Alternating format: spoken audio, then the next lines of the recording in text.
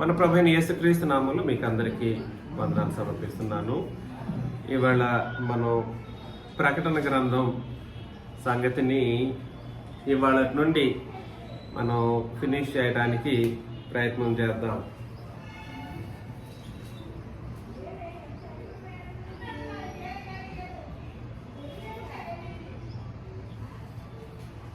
ప్రకటన గ్రంథం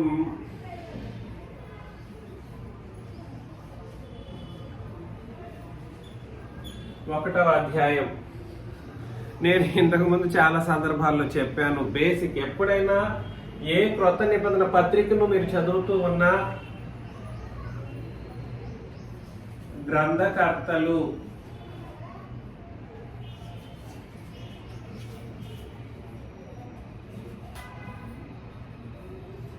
ఎవరెవరు అని అంటే, ఒకటి తండ్రి అయిన దేవుడు, రెండు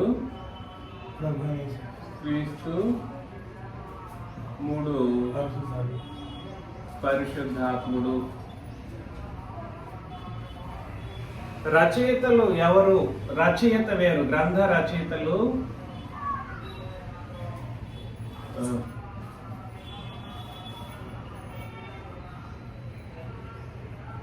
రచయిత ఎవరు? దీనికి రచయిత యోహాన్ గారు. గ్రంథకర్తకి గ్రంథ రచయితకి మధ్య వ్యత్యాసం తెలుసుకోవాలి. డైరెక్ట్ గా గ్రంథకర్త ఎవరనంటే యోహాన్ గారు అని అంటూ ఉంటారు. గ్రంథ రచయిత యోహాను, గ్రంథకర్తలు ఎవరు? క్రొత్త నిబంధన మొత్తంలో రచయితలు మారుతారు కానీ గ్రంథకర్తలు మాత్రం ఏనాడు ఏ విషయంలోనూ మారరు. తండ్రి, కుమారుడు, పరిశుద్ధాత్ముడి వలన క్రొత్త నిబంధన చట్టం మనకు అనుగ్రహించబడింది. కాబట్టి ప్రకటన గ్రంథంలో గ్రంథకర్తలు తండ్రి అయిన దేవుడు, క్రీస్తు, పరిశుద్ధాత్ముడు. గ్రంథ రచయిత ఎవరనంటే యోహాన్ గారు.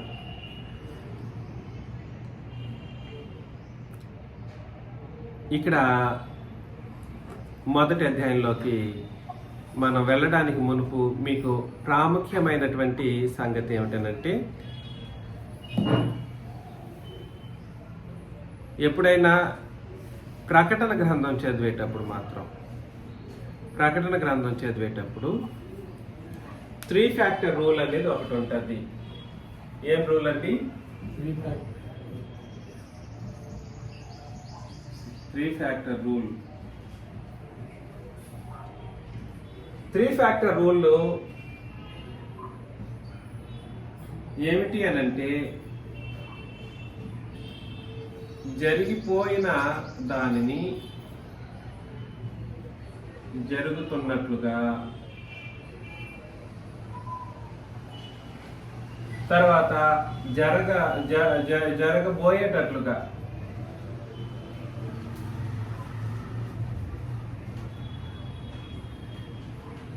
అభివర్ణిస్తూ ఉంటాడు. జరిగిపోయిన దాన్ని, ఫినిష్ అయిపోయిన దాన్ని జరుగుతూ ఉన్నట్లుగా, ఇప్పుడు జరుగుతున్నట్లుగా, అదేవిధంగా జరగబోయేటట్లుగా రాసుంటాడు. ఫస్ట్ రూల్ అది. సెకండ్ రూల్ ఏమిటనంటే, జరుగుతున్న దానిని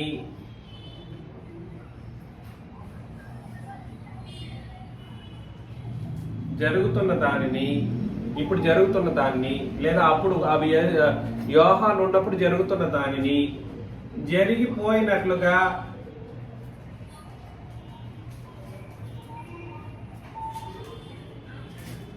జరగబోయేటట్లుగా.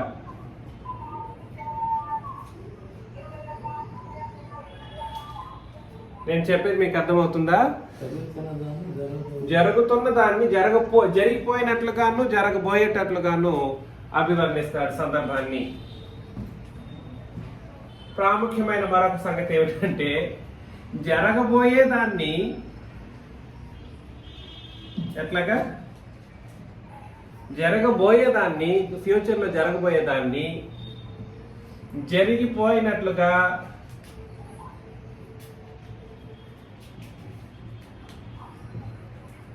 జరుగుతున్నట్లుగా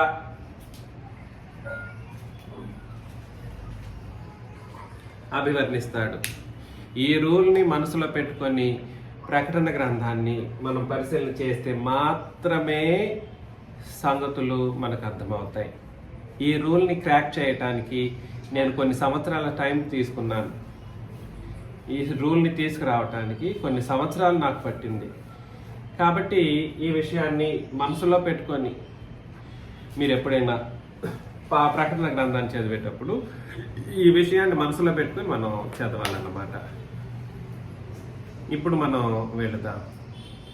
ప్రకటన గ్రంథంలో 1వ అధ్యాయంలో 1వ వచనం మనం చదివినప్పుడు, యేసుక్రీస్తు తన దాసులకు కనపరచుటకు దేవుడు ఆయనకు అనుగ్రహించిన ప్రత్యక్షత.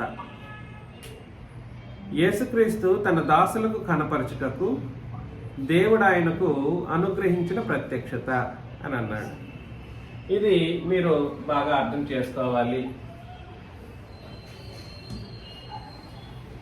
యేసుక్రీస్తు యొక్క ప్రత్యక్షత ఏదైతే ఉందో, యేసుక్రీస్తు ప్రత్యక్షత ఏదైతే ఉందో,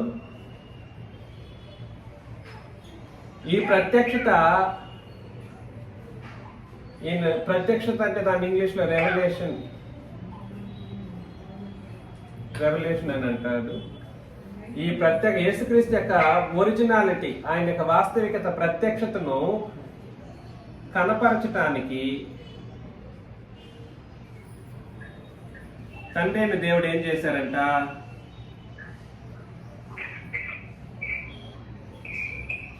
తండ్రి అయిన దేవుడు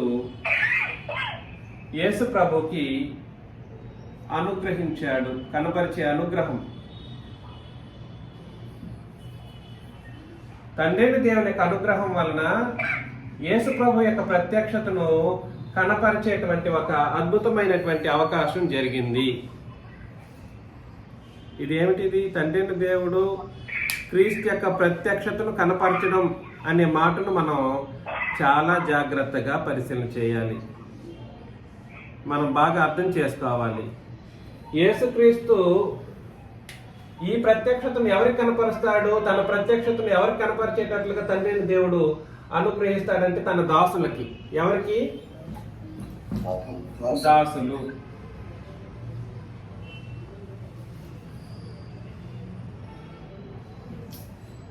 దాసులకి క్రీస్తు యొక్క ప్రత్యక్షతను ఎవరి ద్వారా కనపరుస్తారు?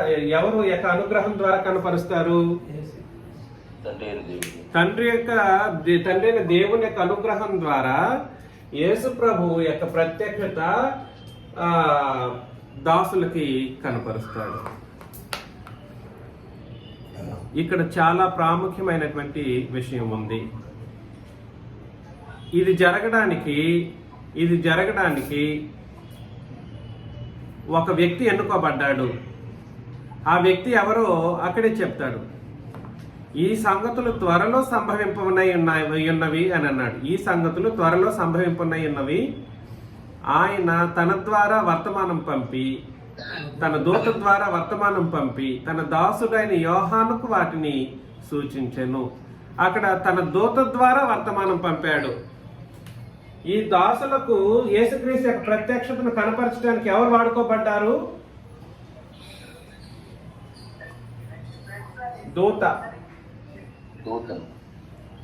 ఈ దూత దేవదూత, ఎవరో కాదు. ఈ దూత ఎవరు? దేవదూత. ఈయన యొక్క ప్రత్యక్షతను కనపరచడానికి దాసులు అనబడినటువంటి లేదా దాసుడు అనబడినటువంటి యోహానుకి కనపరిచేటట్లుగా దేవదూత వాడుకోబడ్డాడు. కాబట్టి ఎంతమంది వ్యక్తులు కనబడుతున్నారు ఇక్కడ? 4. యేసుక్రీస్తు యొక్క ప్రత్యక్షతను కనపరచటానికి తండ్రి అయిన దేవుని యొక్క అనుగ్రహం అవసరం.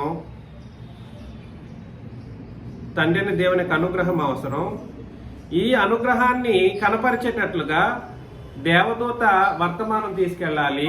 ఎవరి దగ్గరికి? తన దాసుడైన యోహానుకు వాటిని సూచించెను.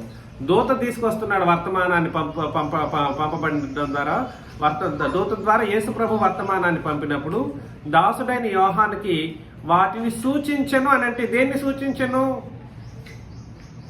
క్రీస్తు యొక్క ప్రత్యక్షతను సూచించెను. వర్తమానం ఉంది, ప్రత్యక్షత ఉంది. రెండు ముఖ్యమైనటువంటి సంగతులు యోహాను గారికి కనపరచడం జరిగిందన్నమాట. ఏమేమిటండి? సూచించను అని ప్రత్యక్షతకు సంబంధించి, వర్తమానము అని దేవుని యొక్క సందేశాన్ని, యేసుక్రీస్తు యొక్క ప్రత్యక్షతను రెండింటినీ వర్తమానం ద్వారా పంపించేటువంటి ఒక కార్యక్రమం దేవదూత తీసుకొచ్చాడు. ఈ ఒక్క అధ్యాయంలోనే, ఈ ఒక్క వచనంలోనే దేవదూత చాప్టర్ క్లోజ్ అవుతుంది అన్నమాట. ఎవరి చాప్టర్ క్లోజ్ అవుతుంది? దేవదూత. ఎందుకనంటే ఫ్యూచర్లో జరగబోయే ఒక విషయం కాబట్టి యేసు ప్రభు యొక్క ప్రత్యక్షత ఇలా ఉండబోతుంది అని గ్రహించే గ్రహింపును ప్రత్యక్షపరచబడ్డానికి ఎవరు ఉపయోగించబడ్డారంటే దేవదూత ఉపయోగించబడ్డారు. మర్యాదాస్ గారు మ్యూట్లో పెట్టండి, మీది ఏదో ఈరోజు చాలా సౌండ్ వినిపిస్తుంది బ్యాక్గ్రౌండ్లో.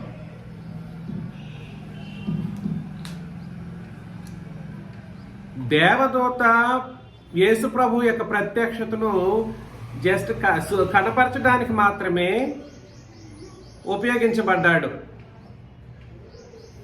అర్థమవుతుందా? ఎక్కడా కూడా సరే దేవదూత యొక్క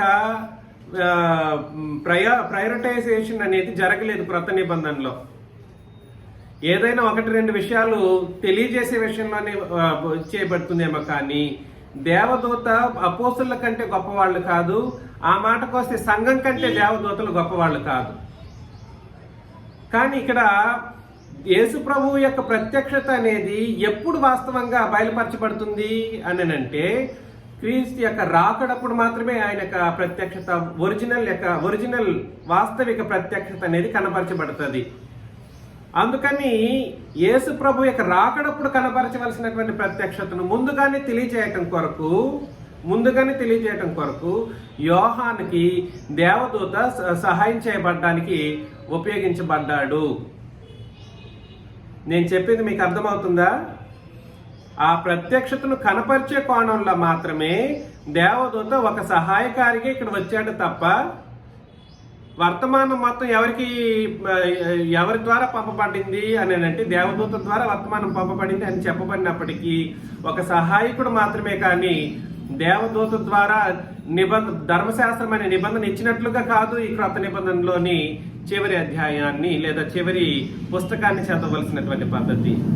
ఈ ఒక్క అధ్యాయంలో, ఈ ఒక్క వచనంలో, మొదటి వచనంలోనే దేవదూత ఈ ప్రత్యక్షతను, యేసుక్రీస్తు యొక్క వాస్తవిక ప్రత్యక్షత ఇలా ఉండబోతుంది అని ఒక ఛాయారూపకముగా ఆయన ప్రత్యక్షతను కనపరిచే కోణంలోనే దేవదూత యోహానుకి ఉపయోగించబడ్డాడు. ఒక ఛాయారూపకంగా. ఎందుకనంటే యోహాను కూడా సరే అక్కడ చూస్తున్నది ఛాయారూపకంగా చూస్తున్నాడు, కానీ ఒరిజినాలిటీ ఎప్పుడు యేసుక్రీస్తు ఇలా ఉండబోతారు అనే విషయాన్ని మాత్రం ఎవరు కూడా సరే ఆయన నిజమైనటువంటి రాకడప్పుడు మాత్రమే, రెండవ రాకడప్పుడు మాత్రమే సరిగ్గా అర్థం చేసుకోగలుగుతారు. దానికి ఎవరి యొక్క అనుగ్రహం కావాలి అని అంటే దేవుని యొక్క అనుగ్రహం కావాలి. యేసుక్రీస్తు యొక్క ప్రత్యక్షతను బయలుపరిచేవారు తండ్రి అయిన దేవుడు. యేసుక్రీస్తు యొక్క ప్రత్యక్షతను కనపరిచే ఆయన ఎవరనంటే తండ్రి అయిన దేవుడు. నేను ఇంతకు ముందు కూడా చెప్పాను, ఇవాళ కూడా మరలా ఒకసారి పరిశీలన చేస్తాం. తిమోతికి రాసిన మొదటి పత్రికలో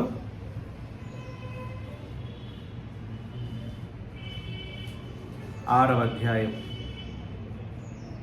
14 నుండి ఎవరైనా చదువుతారా? తిమోతికి రాసిన మొదటి పత్రిక 6వ అధ్యాయం 14 నుండి.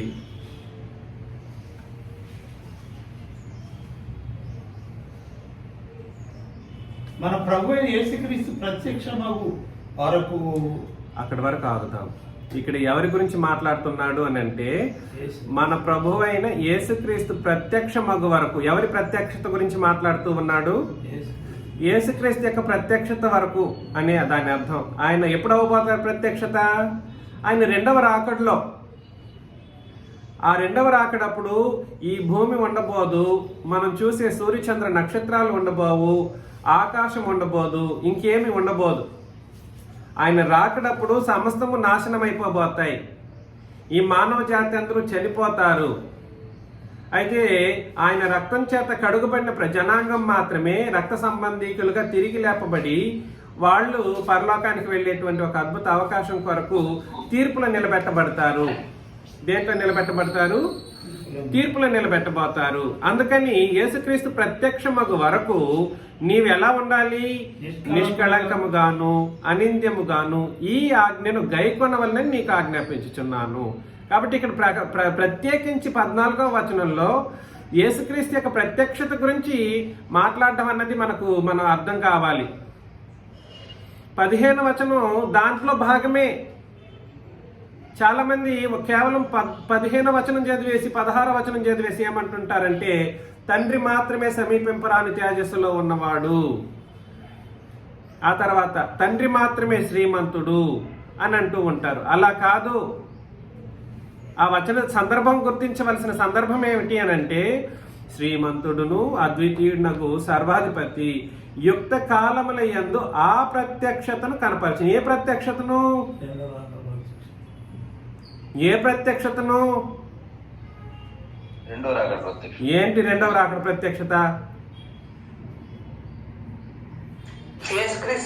యేసుక్రీస్తు యొక్క ప్రత్యక్షత. కరెక్ట్. ఏందో మాట్లాడుతున్నారు. రెండవ రాకడ ప్రత్యక్షత. అక్కడ యేసు ప్రభు ప్రత్యక్షమగు వరకు నువ్వు ఎలా ఉండాలంటే నిష్కళంకంగాను అనింద్యముగాను ఈ ఆజ్ఞను గైకొంటూ ఉండాలి నువ్వు అని చెప్పేసి ఆజ్ఞాపిస్తున్నాడు.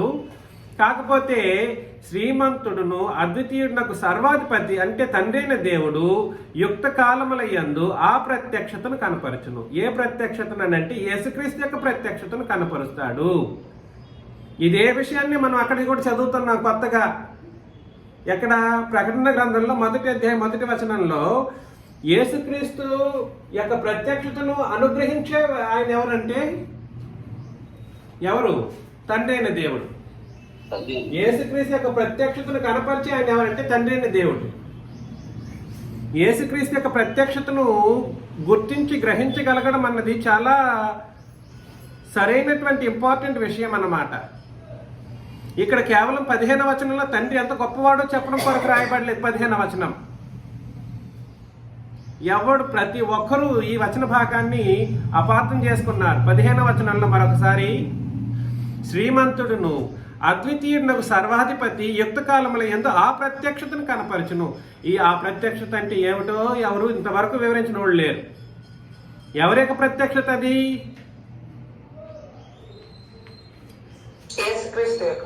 యేసుక్రీస్తు యొక్క ప్రత్యక్షత. ఆయన యొక్క ప్రత్యక్షతను కనపరచును. ఆ సర్వాధిపతి ఏ సర్వాధిపతి అని అంటే తండ్రిని దేవుడనే సర్వాధిపతి, రాజులకు రాజును ప్రభువులకు ప్రభువునై ఉన్నాడు. ఆ తండ్రిని దేవుడు అలాంటి వారు. సమీపింపరాని తేజస్సులో ఆయన మాత్రమే వసించుచు అమరత్వము గలవాడై ఉన్నాడు. ఆయన గురించి మాట్లాడుతున్నప్పుడు పర్టికులర్గా ఆయన గురించి చెప్తున్న సంగతినే మనం ఆలోచన చేయాలి. దీన్ని తిరిగి యేసు ప్రభు అక్కడ లేడా, పరిశుద్ధాత్ముడు అక్కడ లేడా అనే ఆలోచనలు మాట్లాడకూడదు. ఏ సందర్భం ఎవరి గురించి మాట్లాడిందో ఆ సందర్భాన్ని ఆయనకి వర్తింప చేయడం అనేది మనం అర్థం చేసుకోవాలి. ఇక్కడ ఎవరి గురించి మాట్లాడటం జరుగుతుంది? వీళ్ళు పెన వేస్తూ ఉంటారు కొంతమంది అబద్ధికులు. ఏం పెన వేస్తారు? ఏంటి? సమీపింపరాని తేజస్సులో తండ్రి మాత్రమే వసిస్తూ ఉన్నాడా? కాదు, యేసుక్రీస్తు కూడా వసిస్తున్నాడనే విషయం మనకు అర్థం కావాలి. ఎందుకనంటే ఆయన ప్రత్యక్షత అర్థమయ్యేంత వరకు ఈ విధంగానే మాట్లాడతాడన్నమాట. ఎప్పుడు ఆయన ప్రత్యక్షత బయలుపరచబడిపోతుంది అని అంటే ఆయన రాకడప్పుడు. అంతవరకు తండ్రి యొక్క స్థానం గురించి మాట్లాడుతూ ఆయన ఎలాంటి వాడో మాట్లాడుతూ ఉన్నాడు. మరలా చదువుతాను. సమీపింపరాని తేజస్సులో ఆయన మాత్రమే వసించుచు అమరత్వము గలవాడై ఉన్నాడు. మనుషులలో ఎవడునూ ఆయన్ను చూడలేదు. ఇక్కడ ఎవరి గురించి మాట్లాడుతున్నాడు? మనుషులలో ఎవడును ఆయన్ను చూడలేదు, ఎప్పుడూ చూడనేరడు, ఎవడనూ చూడనేరడు. ఆయనకు ఘనతయు శాశ్వతమైన ప్రభావమును కలిగి ఉండునుగాక ఆమేన్ అని అన్నాడన్నమాట. కాబట్టి అంత మహాదేవుడు, ఎవడును చూడలేని ఆయన దేవుడు, ఎవడును చూడలేదు, నేరడు కూడా చూడాలనుకుంటే మహాఘనత వహించినటువంటి తండ్రి, శాశ్వతమైనటువంటి ప్రభావం కలిగిన వాడు, సమీపింపరాని తేజస్సులోనే ఉన్న ఆయన ఎవరి యొక్క ప్రత్యక్షతను కనపరచాల్సిన పరిస్థితి వచ్చింది? అది అంటే ఇక్కడ ఎవరికన్నా తక్కువ ఎక్కువ అనే ఆలోచనలో ఇక్కడ మానవ బుద్ధితో ఆలోచన చేయకుండా ఆత్మ సంబంధమైన క్రొత్త నిబంధన ఆలోచనతో ఇందులో సంగతులను గ్రహించడానికి ఆయన ప్రయత్నం చేయాలి. ఈయన ఎవరి యొక్క ఇలాంటి మహోన్నతమైన స్థితిలో ఉన్నటువంటి తండ్రి అయిన దేవుడు, శ్రీమంతుడైన వాడు, అద్వితీయుడైనటువంటి సర్వాధిపతి, అంతటి మహోన్నతుడైన ఆయన క్రీస్తు యొక్క ప్రత్యక్షతను కనపరిచిన ఆ రోజే అది అర్థమవుతుంది యేసు ప్రభు యొక్క వాస్తవికత ఎంత గొప్పదై ఉంటుందో. ఆ రోజు వరకు మనం విశ్వాస రూపంలోనే యేసు ప్రభుని అర్థం చేసుకుంటూ బ్రతకాల్సిన పరిస్థితి ఉంది. ఆ రోజు వరకు మన నిబంధన ప్రకారం ఎలా బ్రతకాల్సిన వాళ్ళంగా ఉన్నామంటే నిష్కళంకంగాను అనింద్యముగాను ఈ ఆజ్ఞను అనగా క్రొత్త నిబంధన ఆజ్ఞను మనం ఏం చేస్తామంటే క్రొత్త నిబంధన ఆజ్ఞను మనం పాటిస్తూ ఉంటాం. అందుకని మిమ్మల్ని ప్రేమతో మనవి చేసే విషయం ఏమిటంటే క్రీస్తు యొక్క రాకడ, ఆయన ప్రత్యక్షత అనేది సామాన్యంగా ఉండబోదు సుమి. ఏదో సింహంలాగా వచ్చేపోతాడు, మొదట్లో గొర్రెపిల్లలాగా వచ్చాడు, తర్వాత సింహంలాగా కూడా కాదు. అసలు పోల్చడానికి కుదరనంత మహోన్నతమైనటువంటి దేవుడిగా ఆయన రాబోతాడు. ఎంతటి మహోన్నతమైన దేవుడిగా రాబోతాడనంటే ఆయన ప్రత్యక్షతను కనపరిచే దేవుని యొక్క స్థితిగతులను చూడు. అప్పటికైనా ఆ రోజు ఆయన వచ్చి ఆయన ఇంత సమానంగా ఉంటాడో లేదో నీకు అర్థమవుతుంది అనే కోణంలో ఇక్కడ మనకు చెప్పడం జరుగుతుంది అన్నమాట. దయచేసి ఆలోచన చేయండి. ప్రకటన గ్రంథంలోకి వెళ్ళిపోదాం. మొదటి అధ్యాయంలో యేసుక్రీస్తు తన దాసులకు కనపరచుటకు దేవుడు ఆయనకు అనుగ్రహించిన ప్రత్యక్షత. కాబట్టి క్రీస్తు యొక్క ప్రత్యక్షతను ఎవరు అనుగ్రహిస్తాడు, కనపరచిపోతున్నాడు? తండ్రి అయిన దేవుడు. కాకపోతే ఇది ప్రకటన గ్రంథం రాస్తున్నది ఏ కాలంలో? దాదాపు యేసుక్రీస్తు మరణానంతరం ఒక 50 సంవత్సరాలు, అంటే క్రీస్తు శకం ఒక 70 సంవత్సరాల కాలంలో రాశాడే అనుకుందాం. 70 సంవత్సరాలు తప్పు చెప్పాడు అని అనకండి దయచేసి. ఆ 70లు 60లు it is not a matter of fact actually. అర్థమవుతుందా? ఆయన ఏ కాలంలో రాశాడు అన్నది ఇక్కడ కాలం గురించి కాదు, కానీ మొదటి శతాబ్దంలో యోహాన్ గారు రాశాడు. కానీ ఇక్కడ దేవుడు అనుగ్రహించవలసినటువంటి ప్రత్యక్షత ఎందుకు వచ్చిందని అంటే, ఈయన అనుగ్రహించకపోతే ఈ ప్రత్యక్షతను ఫ్యూచర్లో యేసుక్రీస్తు రాకడప్పుడు ఎవరు అనుగ్రహించబోతారు? ఆయన అనుగ్రహించబోతాడు. కాబట్టి యేసుక్రీస్తు యొక్క సంగతులను నిజముగా చూసినట్లుగా అర్థం చేసుకోవటానికి దూత వర్తమానం ద్వారా ఆ ప్రత్యక్షతను కనపరచబడ్డానికి యోహాన్ దగ్గరికి రావటం మనం అర్థం చేసుకోవాలి. కాబట్టి దాసులకు అనే మాట ఇక్కడ ఇంకో వ్యక్తి కూడా ఉన్నాడు. ఇంకో వ్యక్తి ఈ ఇక్కడ మొదటి దాసుడు ఎవరంటే యోహాన్ గారు. ఈయన ద్వారా దాసులందరికీ, ఏ దాసులు? సంఘం అనే దాసులందరికీ. ఎవరికి? సంఘం అనే దాసులందరికీ ఇది వర్తింప చేయాలన్నమాట. చాలా మంది ప్రకటన గ్రంథంలో ఆజ్ఞలు లేవు, అన్ని ఉపమానాలు, అన్ని ఏదేదో చెప్తూ ఉంటారు. ప్రకటన గ్రంథాన్ని తోచా తప్పకుండా గై కొనాల్సిన ఆజ్ఞ మనకుంది. ఏం చెప్పాను? ప్రకటన గ్రంథంలో తోచా తప్పకుండా గై కొనవలసినటువంటి ఆజ్ఞలు రాయబడ్డాయి.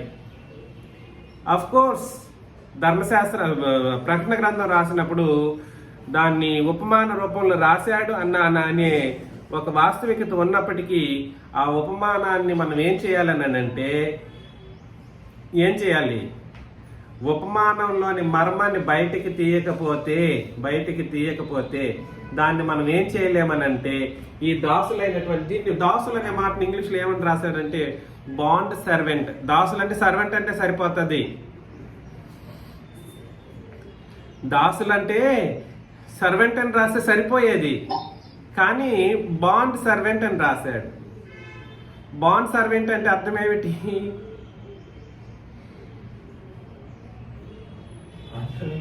బాండ్ సర్వెంట్ అంటే తమ్మును తాము దాసులుగా ఇష్టపూర్వకంగా సమర్పించుకున్న దాసులు అన్నమాట.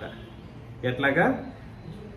అధికారంతో ఎవడో అధికారం చేసి వాళ్ళని హింసించి దాసులుగా చేసుకున్న, లేదా డబ్బులు ఇచ్చి దాసులుగా చేసుకున్నటువంటి దాసరికం కాదు మనది. ప్రేమతో తమ్మును తామే దాసులుగా ఉండడానికి నిర్ణయించుకొని సమర్పించుకున్నటువంటి దాసరికం మనది, దాసత్వం.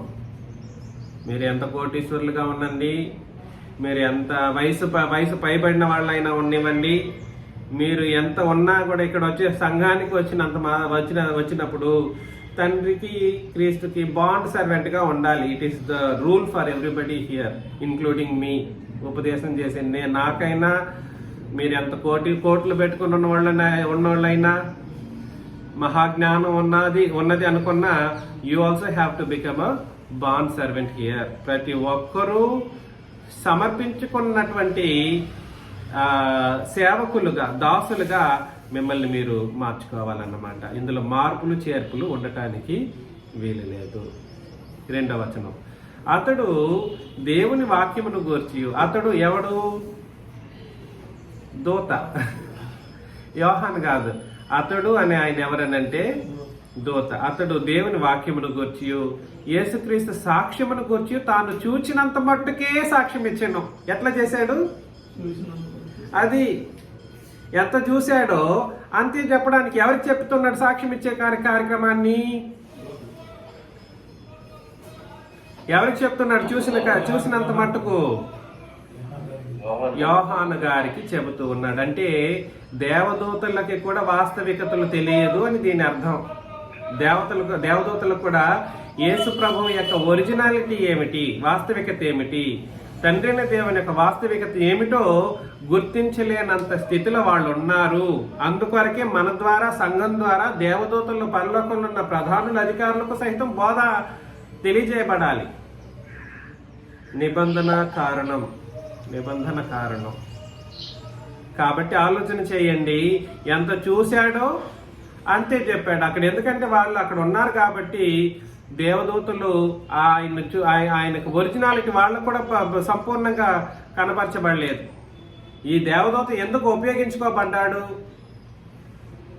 ఉపయోగించుకోబడ్డాడని అంటే ఆ చూసేటువంటి శక్తి సామర్థ్యం కలిగిన వాళ్ళు కాబట్టి అదే విషయాన్ని క్యాస్కేడ్ చేసి ఎంతవరకు చూశాడో అంతవరకు మాత్రమే అక్కడ చెప్పడం జరిగింది. ఎందుకనంటే కంప్లీట్ గా చూసేంత స్థితి ఎప్పుడు కలుగుతుందని అంటే యేసు ప్రభువు రాకడప్పుడు మాత్రమే. మొదట ఎవరికి కలుగుతుందంటే మనకే, సంఘంలో ఉన్న పరిశుద్ధులకే కలుగుతుంది. అర్థమవుతుందా? అక్కడితో ఆ దేవదూత చాప్టర్ క్లోజ్. ఇక్కడ నుండి పరిశుద్ధాత్ముడు టేక్ ఓవర్ చేస్తాడు, తండ్రిని దేవుడు టేక్ ఓవర్ చేస్తాడు, యేసు ప్రభు టేక్ ఓవర్ చేస్తాడు అన్నమాట. అర్థమవుతుంది కదా నేను చెప్పిన విషయం? అక్కడితో దేవదూత చాప్టర్ అక్కడ ముగించబడుతుంది. 3వ వచనంలో సమయము సమీపించినది గనుక. ఏమిటి? సమయము సమీపించినది గనుక ఈ ప్రవచన వాక్యములను చదువువాడును వాటిని వినువాడును, విని ఇందులో వ్రాయబడిన సంగతులను గైకొను వారును ధన్యులు. ఏంటండి? ప్రకటన గ్రంథంలో చెప్పబడిన ఆజ్ఞలను గైకొనాలా వద్దా? అది గాలికి వదిలేస్తే అది మనకు అర్థం కాదు. దాన్ని ముట్టుకోవడానికి కూడా భయపడుతూ ఉంటారు. అడిగితే ఏమంటారు? అందులో అది మన కాదులే, ఎప్పుడు ఆయన రాబోయేటప్పుడు జరగబోయేది కాదు. అక్కడ ఆజ్ఞలు ఉన్నాయి. ఏమున్నాయి అందులో? గైకొనవలసినటువంటి ఆజ్ఞలు ఉన్నాయి. గైకొను వారు ఏమై ఉంటారు? ధన్యులు. అంటే నువ్వు గైకొనాల్సిన ఆజ్ఞలు నువ్వు వెతికి పట్టాలన్నా వద్దా? పట్టాలి. అది బాగా తల నెరసి వెంట్రుకైపోయి యోహానులాగా వీళ్ళు ఏదో ఒక దీవిలో ఏదో అంటే ఒక ఏం ప్లేస్ అంటారు, ఒక అమాంతమైనటువంటి ప్లేస్కి వెళ్ళేసి అప్పుడు కానీ వీళ్ళు కూడా ఆ ఫీలింగ్లోకి వెళ్ళిపోయేసి అప్పుడు చదివితే అప్పుడు కూడా అర్థం కాదు. అది దీనికి కావాల్సింది బేస్ ఏమిటనంటే క్రీస్తు రక్తం చేత కడుగుపడడం ప్రామాణికమైనటువంటి కార్యక్రమం. జంతు రక్తాన్ని మిక్స్ చేసినటువంటి కార్యక్రమం కాదు. అర్థమవుతుందా? జంతు రక్తం ఏది? పాత నిబంధన. క్రీస్తు రక్తం ఏమిటి? క్రొత్త నిబంధన. కాబట్టి మన యొక్క బాప్తిస్మాలు సరైన విధానంలో ఉంటే క్రీస్తు యొక్కయు తండ్రిని దేవుని యొక్కయు పరిశుద్ధాత్మ యొక్కయు నడుపుదల మనకు అందరికీ ఉంటది. అప్పుడు మనం ఏం చేస్తామనంటే ప్రకటన గ్రంథంలో విషయాలను మనం చదువుతూ ఉన్నప్పుడు మనం గ్రహించడానికి ఆయన ప్రయత్నం చేసి అందులోని సంగతులను మనం ఏం చేస్తాము? ముందు చదవాలి. అక్కడ అదే చెప్పాడు, సమయము సమీపించినది గనుక ఈ ప్రవచన వాక్యములు చదువువాడును. అంటే రాబోయే విషయాలు ఎలాగుంటాయి అందుకని ప్రవచన వాక్యం అన్నాడు. దాన్ని చదవాలి ఖండితంగా. వాటిని విని ఇందులో వ్రాయబడిన సంగతులను గైకొన్న వారును. చదువువాడు విని ఇందులో వ్రాయబడిన సంగతులు ముందు చదవాలి. ఎవరు చదువుతారు? చదువువాడు విని ఏం చేయాలి?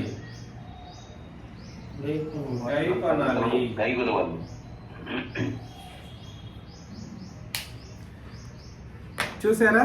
కాబట్టి ఈ ప్రవచన వాక్యములను చదవకుండానే మనం గ్రహించడానికి ఆయన ప్రయత్నం చేయడానికి వీల్లేదు. చదివినప్పుడు లేదా ఉపదేశించినప్పుడు మీరందరూ వింటున్నారు, సరిగ్గా వినాలి. పెడజేవిన బ్రెడ్తో 2 మాటలు అక్కడ మాట్లాడుకుంటూ అటు గీక్కుంటూ ఇటు చేసుకుంటూ అనాలోచనగా వినుకుంటూ వంటలు వార్పులు చేసుకుంటూ టైం అవుతుంది లంచ్కి. ఇన్ని పనులు చేసుకుంటూ దీన్ని వింటే మాత్రం అది ఎక్కదు. ఎక్కకపోగా అది బెడ్స్ కొడుతుంది అన్నమాట. బెడ్స్ కొడుతుంది. విని ఇందులో రాయబడిన సంగతులను ఏం చేయాలి? గైకొను వారు ఏమై ఉంటారు? అది ధన్యులుగా ఉంటారన్నమాట. ఆశీర్వదించబడిన. ఇక్కడ ఒక్క చోటనే ధన్యత అనే పదజాలం ఉపయోగించబడినట్లుగా వాడబడింది. ఇంకో చోట తెలుగులో రాయబడింది, కానీ ఒరిజినల్ గ్రీక్లో ఒకే ఒక బైబిల్ క్రొత్త నిబంధన మొత్తంలో ధన్యత అనే పదజాలం ఈ ఒక్క చోటనే రాయబడినట్లుగా మనం చూస్తాం ఒరిజినల్ ప్రతుల్లో. ఇంకా రాయబడింది లేండి, కాకపోతే ఇక్కడ మాత్రమే వాస్తవికంగా ధన్యత అనే పదజాలం రాయబడినట్లుగా ఒక రీసెర్చ్ ఉంది. సరే, ఏదేమైనప్పటికీ ధన్యజీవులు ఎవరు? ధన్యజీవులు ఎవరు? ప్రకటన గ్రంథంలో విషయాలండి. ప్రకటన గ్రంథంలోని విషయాలను చదివి విని గైకొనేటువంటి వాళ్ళు ఎవరైతే ఉంటారో వాళ్ళు మాత్రమే. నేను మాట్లాడుతున్నప్పుడు ఓవర్ రైట్తో మాట్లాడకండి. ప్రకటన గ్రంథంలో విషయాలను వినేటప్పుడు చదవాల్సినటువంటి పరిస్థితి ఉంది, వినాల్సిన పరిస్థితి ఉంది, దాన్ని గైకొనాల్సిన పరిస్థితి కూడా ఉంది. అందులో మర్మాలు ఉన్నాయి, అందులో ఉపమానాలు ఉన్నాయి, అందులో ఏదేదో అర్థం కాని విషయాలు ఉన్నాయి. కాబట్టి నాకు వద్దనంటే గైకొనేది ఎప్పుడు? గైకొనేది ఎప్పుడనంటే నరకం పోయినప్పుడు. అప్పుడు గైకొంటానంటే కుదిరేది కాదు. నీ నిబంధన విషయాలను నీకు రాసి ఇచ్చినప్పుడు ప్రతి దానిని మనం అర్థం చేసుకొని దాని ప్రకారం బ్రతకవలసిన వారంగా ఉన్నాం. కాబట్టి సమయం సమీపించినది అనే మాటను అక్కడ మరొకసారి అక్కడే చెప్పాడు మొదటి వచనంలోనే. ఏ సమయం గురించి మాట్లాడుతున్నాడు? ఈ సంగతులు త్వరలో సంభవింపనై ఉన్నాయి అని అన్నాడు అన్నమాట. అంటే జరగబోయే ఒక విషయం గురించి మాట్లాడుతూ ఉన్నాడు. ఆ సమయం సమీపించింది అని చెబుతున్నాడు అన్నమాట. సంభవింపబో సంగతులు ఫ్యూచరిస్టిక్ గా చెప్పబడినప్పటికీ కూడా సరే, చాలా సందర్భాల్లో జరిగిపోయిన దాన్ని కూడా జరగబోతున్నట్లుగా ఈ 3 ఫ్యాక్టర్ రూల్ ని వాడడం అనేది మనం ఖచ్చితంగా చదువుతాం. 4వ వచనం, యోహాను ఆసియాలో ఉన్న 7 సంఘములకు శుభమని చెప్పి వ్రాయినది. చూడండి, సంఘాల గురించి మాట్లాడుతున్నాడు. 7 సంఘములకు శుభమని చెప్పి వ్రాయినది. వర్తమాన, భూత, భవిష్యత్ కాలములలో ఉన్నవాని నుండి, ఆయన సింహాసనం ఎదుటనున్న 7 ఆత్మల నుండి, నమ్మకమైన సాక్షియు, మృతుల్లో నుండి ఆది సంభూతినిగా లేచిన వాడును, భూపతులకు అధిపతి ఆయన యేసుక్రీస్తు నుండి కృపా సమాధానములు మీకు కలుగును గాక. మీరు ఎవరైనా ప్రార్థన చేసేటప్పుడు ఈ పదజాలాలు ఉపయోగిస్తే బాగుంటుంది.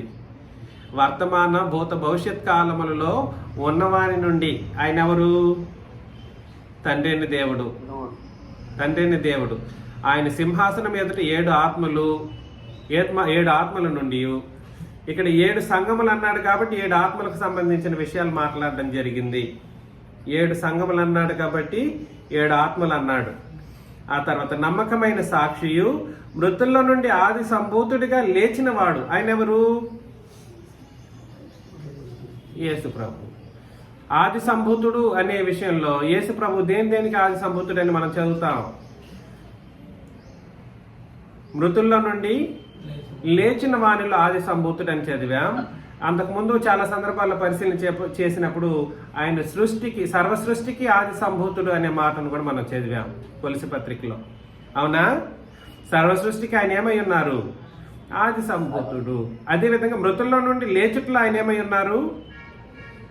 ఆది సంభూతుడు, లేచిన వాడును, భూపతులకు అధిపతియునైన యేసుక్రీస్తు. భూపతులకు అంటే భూమిని ఏలుబడి చేసిన వాళ్ళు. ఎవరు వాళ్ళు? భూమిని ఏలుబడి చేసినటువంటి వాళ్ళకి ఆయన ఏమై ఉన్నారు అంటే ప్రభువులకు ప్రభువు అని అర్థం అన్నమాట.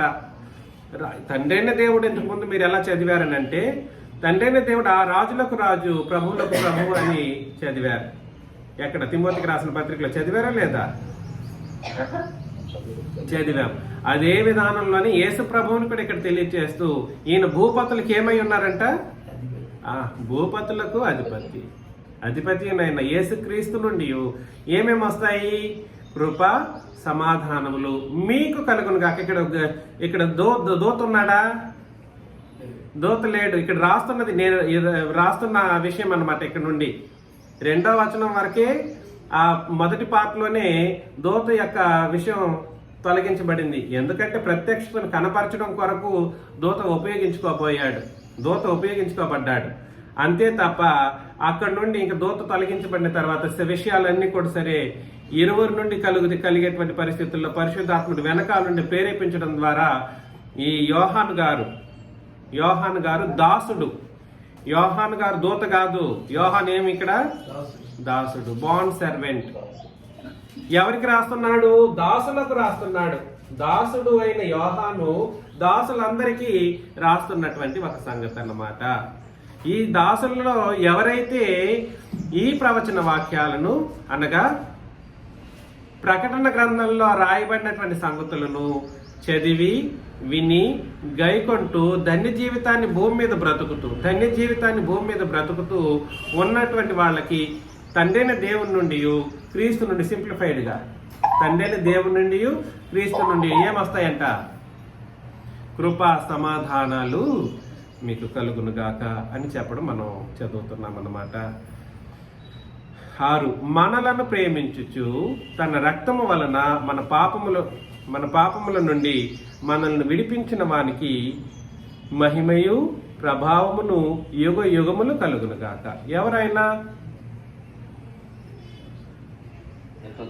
మనలను ప్రేమించుచు, ఎప్పుడు ప్రేమించుచు? మనం భక్తిహీనులము గాను పాపులం గాను ఉన్నప్పుడే ఆయన ప్రేమించి తన రక్తాన్ని ఇచ్చి, తన రక్తము వలన మన పాపముల నుండి మనల్ని విడిపించిన వానికి. అర్థమవుతుందా నేను చెప్పేది? మహిమయు ప్రభావమును యుగ యుగములు కలుగును గాక ఆమేన్ అని అన్నాడు. ఇక్కడ చూడండి, యేసు ప్రభువుకి మహిమ ప్రభావము యుగ యుగములు కలిగేటట్లుగా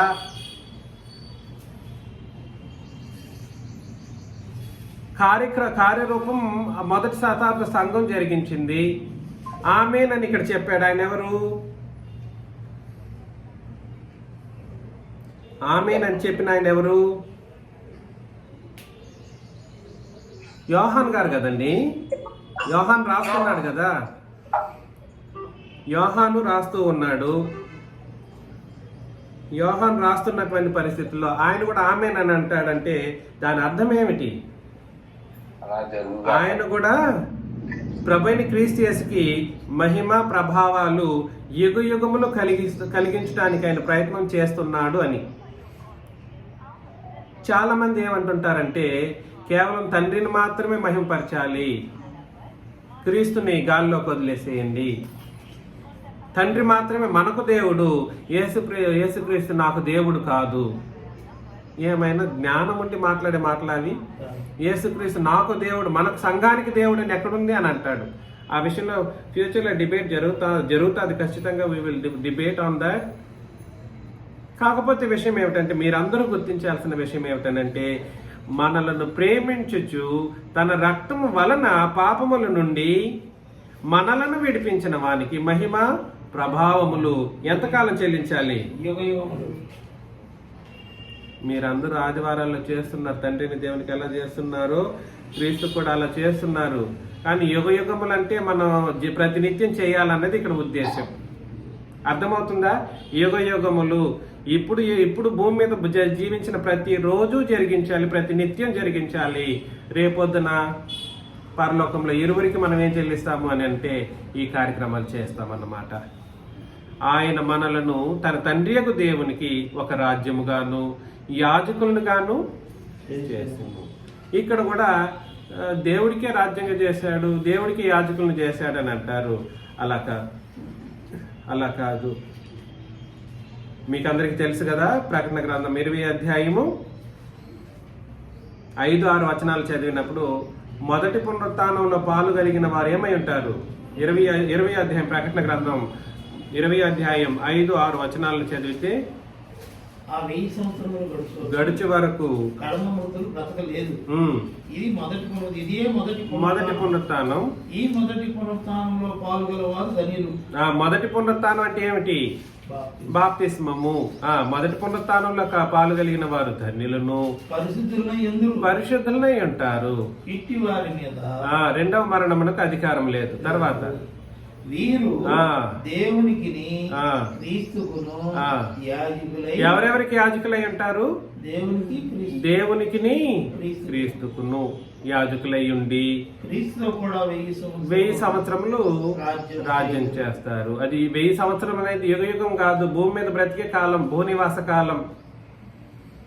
మొదటి పునరుత్థానంలో అనగా బాప్తిస్మంలో పాలు పంపులు పొందిన వాళ్ళు జరిగించవలసిన కార్యక్రమం ఎవరికి ఏంటిదో తెలియాలి. ఎవరెవరికి? దేవునికి క్రీస్తుకి యాజకత్వం. 6వ వచనానికి ఇక్కడ మరలా వచ్చేస్తే, ఆయన మనల్ని తన తండ్రియకు దేవునికి ఒక రాజ్యముగా మనల్ని ఏర్పాటు చేసి యాజకులుగా చేసిన అనే మాట అక్కడ చెప్పబడినటువంటి సందర్భమే అయినప్పటికీ మన స్థిర నిశ్చయితతో మనం ఆలోచన చేయవలసిన విషయం ఏమిటంటే, కొలసి పత్రిక 1వ అధ్యాయంలో కూడా చెప్పేస్తాడు 13వ వచనంలో, ఆయన తండ్రి అయిన దేవుడు ఏం చేశారంట? తండ్రి అయిన దేవుడు ఏం చేశారు?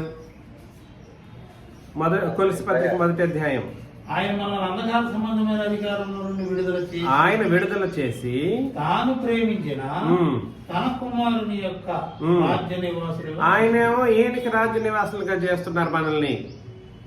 ఎక్కడి నుండి విడిపించి? అంధకార సంబంధమైన అధికారముల నుండి విడుదల చేసి తాను ప్రేమించిన తన కుమారుని యొక్క రాజ్యాన్ని ఏర్పాటు చేసే కోణంలో తండ్రిని దేవుడు కార్యం చేస్తామంటే, యేసుక్రీస్తు ఏం చేశారు? తన రక్తాన్ని బట్టి మనల్ని, వాళ్ళు ఆయనైనా ఈయనైనా మన గురించి ఆలోచన చేస్తున్నారండి. ఈ మానవులు తమ పాపాన్ని విడిచి పరిశుద్ధమైన జీవితం కొరకు నా కుమారుడు రక్తం కార్చారు, ఆయన ఆయన ఆయన రాజ్యాన్ని నేను ఏర్పాటు చేయాలని తండ్రి పనిచేస్తా ఉన్నాడు. అదేవిధంగా నా తండ్రికి నా రక్తాన్ని ఇచ్చి నేనేం చేస్తానంటే రాజ్యంగాను యాజకులను గాను ఈ మనుషుల్ని నేను తయారు చేస్తానని ఆయన పని చేస్తా ఉన్నారు. వీళ్ళు ఇక్కడున్న దరిద్రులు ఏం చేశారు తెలుసా? రాజ్యం తండ్రిది అంటాడు ఒకడు, రాజ్యం క్రీస్తుది అంటాడు ఒకడు. యాజకత్వం తండ్రికే చేయాలంటాడు, యాజకత్వం ఎవరికే చేయాలంటాడు? తండ్రికే చేయాలి. యేసుక్రీస్తు యాజకుడు కదా అంటాడు. యాజకత్వం గురించి మాట్లాడినప్పుడు క్రీస్తు యొక్క యాజకత్వం గురించి కాదు మనం మాట్లాడాల్సింది, మన యొక్క యాజకత్వం గురించి చెప్పాడు. నిన్ను ఏం చేశాడు? నీ యాజకత్వం ఏమిటో నువ్వు పరిశీలన చేయి, తర్వాత యేసు ప్రభు యాజకత్వం ఏమిటో నీకు అర్థమవుతుంది. ముందు నువ్వు చేయాల్సింది పక్కన పెట్టేసి తిరిగి యేసుక్రీస్తు కూడా యాజకుడే ఎంతకాలం కాలం చెల్లిస్తూ పనికిరాని బుద్ధులతో ఆ గ్రంథాన్ని చదివే పద్ధతిని తెలుసుకోకుండా నరకం వైపు అడుగు వేయడం ఎంతవరకు సాధ్యం, ఎంతవరకు సమంజసం? అందుకని మరలా వచ్చేద్దాం, రివల్యూషన్కి వచ్చేద్దాం. మనలను ప్రేమించుచు తన రక్తము వలన మన పాపముల నుండి మనల్ని విడిపించిన వానికి మహిమయు ప్రభావములు యుగయుగములు కలుగునుగాక. ఆమేన్. ఆయన అంటే క్రీస్తు మనలను తన తండ్రి యొక్క దేవునికి ఒక రాజ్యముగాను యాజకుల్ని గాను చేసెను. ఎవరైతే ఆయన రక్తం చేత కడుగబడ్డారో వాళ్ళు మాత్రమే ఏమై ఉంటారండి? దేవుని రాజ్యంలో లేదా క్రీస్తు రాజ్యంలో రాజులు గాను యాజకులను గాను ఉంటారు. సుమి, ఆయన రక్తం ఏమిటో తెలియదు. ఆయన రక్తం అనేది నిబంధన రూపంలో మన మధ్యలో ఉంది అనే విషయాన్ని చెబుతూ ఉంటే గొంతు చింపుకొని చెప్పినా అర్థం కాదు. అర్థం చేసుకున్న వాళ్ళకి దాని విలువ తెలియట్లేదు. ఎట్లాగా? అర్థం చేసుకున్న వాళ్ళకి ఎంత మహాభాగ్యం మాకు దొరికిందనే విలువ తెలియకుండా మన ప్రవర్తనలు మన పాత బుద్ధుల ప్రకారం మన భూమి మీద బ్రతుకుతా ఉన్నాం. మార్పులు కనబడట్లేదు. అందుకని ప్రకటన గ్రంథం నేను చెప్పాల్సిన పరిస్థితి వచ్చింది. మీరు వింటే వినండి, వినకపోతే పోండి. నేను చెప్పాల్సింది నేను చెప్తాను.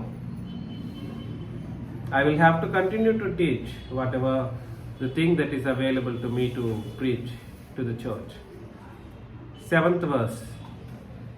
ఇదిగో ఆయన మేఘారూఢుడై వచ్చుచున్నాడు, ప్రతి నేత్రము ఆయన్ను చూచును, ఆయనను పొడిచిన వారును చూచెదరు, భూజనులందరూ ఆయన్ను చూచి రొమ్ము కొట్టుకొందురు. అవును ఆమేన్ అని అన్నాడు. ఏమిటంట? ఇదిగో ఆయన మేఘారూఢుడై వచ్చుచున్నాడు. ఈ మాటను మీరు పాత నిబంధనలో కూడా చదివి ఉంటారు. నేను చెప్పాను ఇంతకు ముందు చాలా సందర్భాల్లో.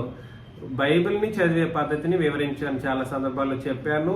ప్రత్యేకించి ఈ అధ్యాయాన్ని ఈ పత్రికను చదువుతూ ఉన్నప్పుడు ఈ 3 ఫ్యాక్టర్ రూల్ని ఇంప్లై చేస్తూనే మనం ఎలా వెళ్ళాలంటే పాత నిబంధనలోని విషయాలను చెప్పినట్లుగా చెప్పి, అందులోని విషయాలను చెప్పినట్లుగానే చెప్పి దాని యొక్క వాస్తవికతలను బయట పెట్టే కోణంలోనే ఇక్కడ రాయబడింది. కాబట్టి 2 ఒకటిగా మీరు అనుకోకూడదు. దానికి చాలా సందర్భాల్లో మీకు చెప్పాను.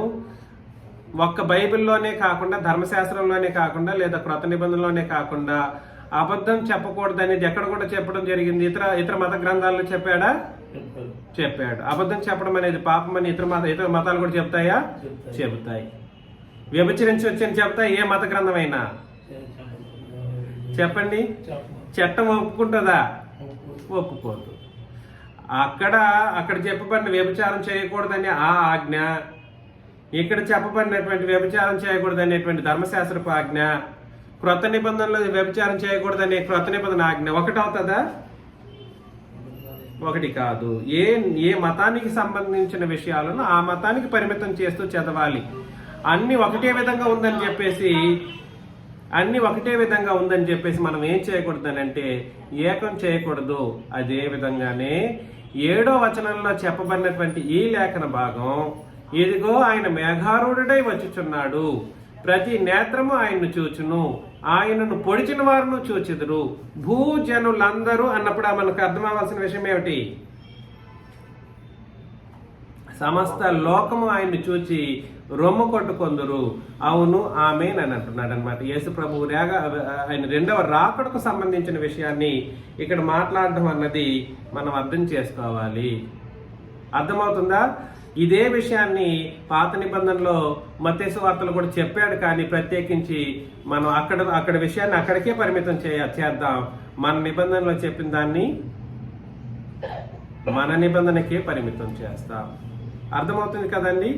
కాబట్టి ఈ విషయాలు మీరు గుర్తుపెట్టుకోండి. చివరిగా ఈ వచనం చదివేసిన తర్వాత ముందుకెళ్తాం. వచ్చే వారం పరిశీలన చేస్తాం. 8వ వచనం, అల్ఫయు ఒమేగయు నేనే, వర్తమాన భూత భవిష్యత్ కాలములో ఉండవాడును నేనే అని సర్వాధికారియు దేవుడు నాకు ప్రభు సెలవిచ్చుచున్నాడు అని అన్నాడు. అల్ఫయు ఒమేగయు నేనే, వర్తమాన భూత భవిష్యత్ కాలములో ఉండవాడును నేనే అని దేవుడు, తండ్రిని దేవుడు సర్వాధికారి చెప్తున్నాడు. ఆయన గురించి చెప్పినప్పుడు ఆయన గురించి ఆలోచన చేయాలి.